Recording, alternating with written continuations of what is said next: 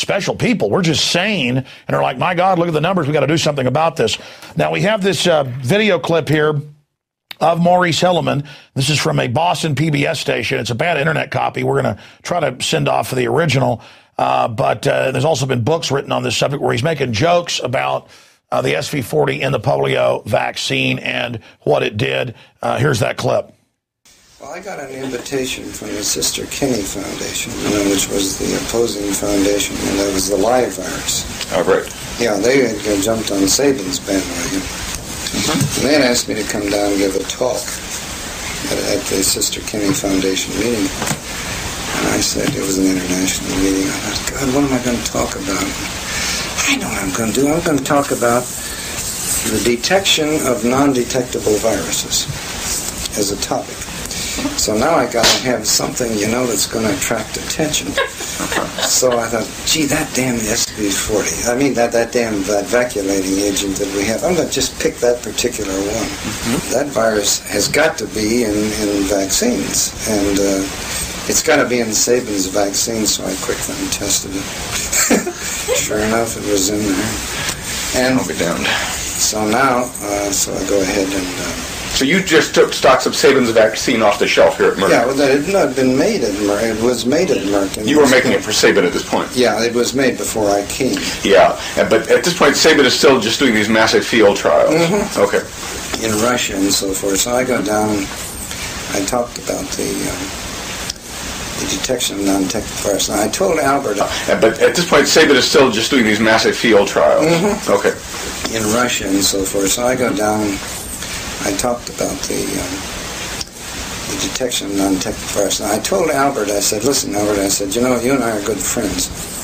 But I said, I'm going to go down there and you're going to get upset. I'm going to talk about a virus that's in your vaccine. Now, you're going to get rid of the virus. Don't worry about it. You're going to get rid of it. But,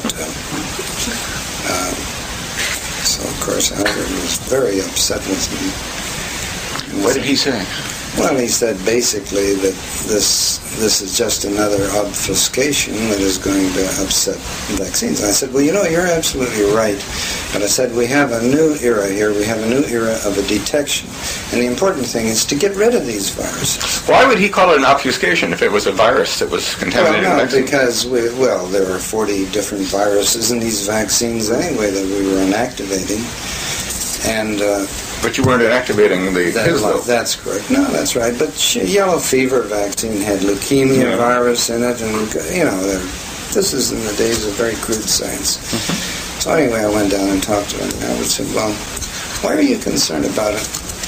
I said, well, I'll tell you what. I said, I have a feeling in my bones that this virus is different. I don't know why to tell you this, but I've been around biology a long time. I just think this virus may have some long-term effects. And he said, what? I said, cancer.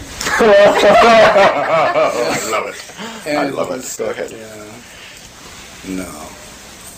I said, Albert, you probably think I'm nuts, but I just have that feeling. Well, in the meantime, we had taken this virus and put it into hamsters. So we had this meeting, and that was sort of the topic of the day, and the jokes that were going around was, gee, we would win the Olympics because the Russians would all be loaded down with tumors. This is where the vaccine was being tested. This was right. Right. So, and it really destroyed the meeting.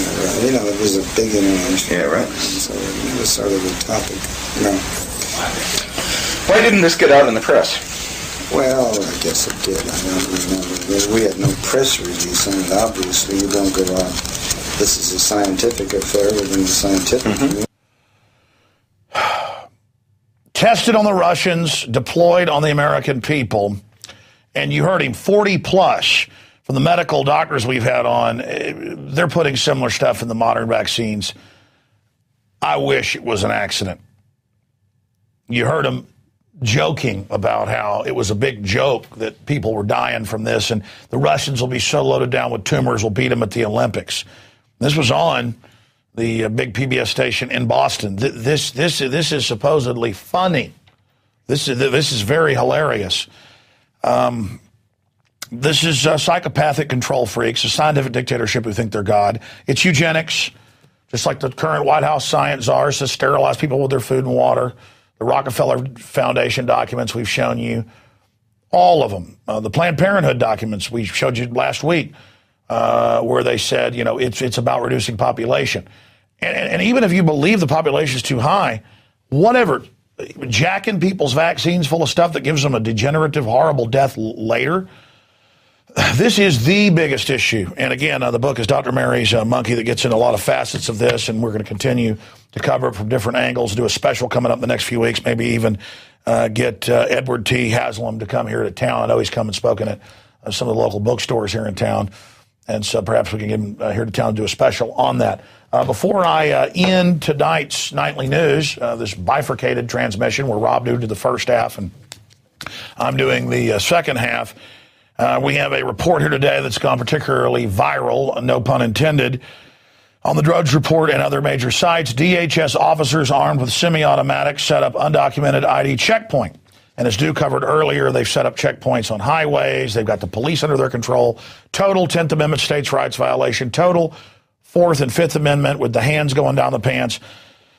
They've, of course, passed the NDAA, bipartisan support to detain Americans indefinitely. They're getting ready for the collapse of society into this corporate New World Order fascist structure. And in this case, it was people going to a Social Security office.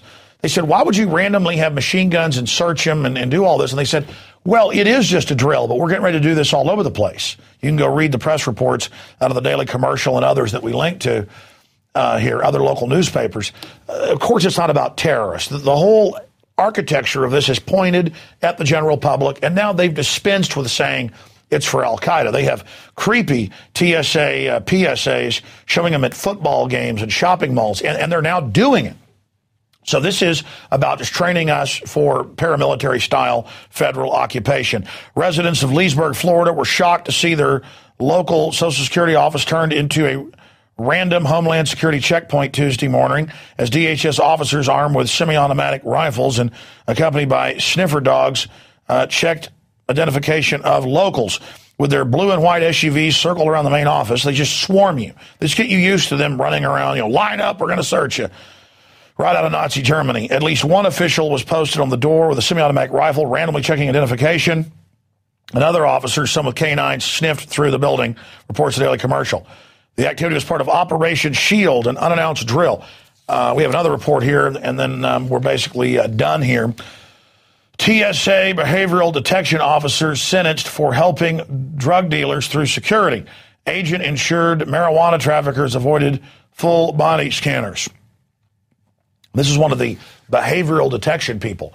When I was flying out of Austin a few months ago to be part of Jesse Ventura's TV show, usually the TSA people know who I am and say, hey, we're not all bad. Can we have your autograph? This is just a job for us. We're concerned about the scanners. Instead, he was one of the supervisors, a balding, gray-haired gentleman. He said, I know you. You're a troublemaker. And I looked at him and I was like, is that a joke? And he goes, no, I know who you are. See you on TV. And I said, okay. And, he just, proceeded to say, where are you going? What you doing? And I said where I was going. He went, oh, Vegas. Oh, like I was bad. And I said, yeah, I'm going to do a TV show. I don't gamble. He went, oh, yeah, all right. He looks to a guy and he's holding my paper and he goes, this guy's a troublemaker. And he looked at me like it was going to scare me. And I said, yeah, that's right.